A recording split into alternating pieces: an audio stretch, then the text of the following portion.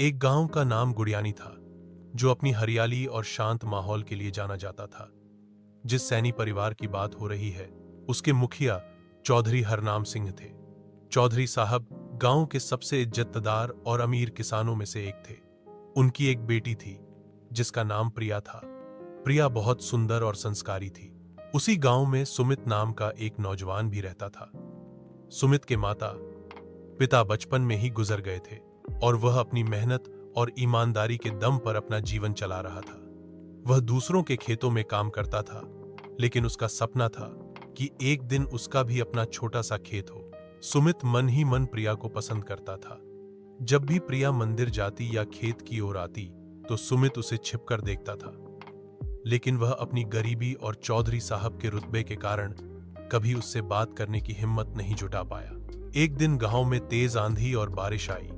चौधरी हरनाम सिंह के खेत की फसल को बहुत नुकसान हुआ और उनके अनाज के गोदाम की एक दीवार भी गिर गई। गांव का कोई भी आदमी उस तूफानी मौसम में मदद के लिए आगे नहीं आ रहा था। तभी सुमित बिना अपनी जान की परवाह किए चौधरी साहब के घर पहुंचा। उसने अकेले ही रात भर जागकर तिरपाल और बोरियों से अनाज को भीगने से बचाया और गिरी हुई दीवार के पास मलबा हटाने में मदद की। सुबह जब चौधरी साहब ने यह देखा, तो वह सुमित की मेहनत और निस्वार्थ सेवा से बहुत प्रभावित हुए। उन्होंने पहली बार सुमित को सिर्फ एक गरीब मजदूर नहीं, बल्कि एक जिम्मेदार और बहादुर इंसान के रूप में देखा।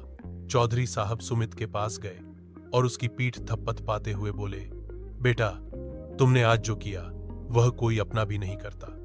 मैं तुमसे बहुत खुश हुआ।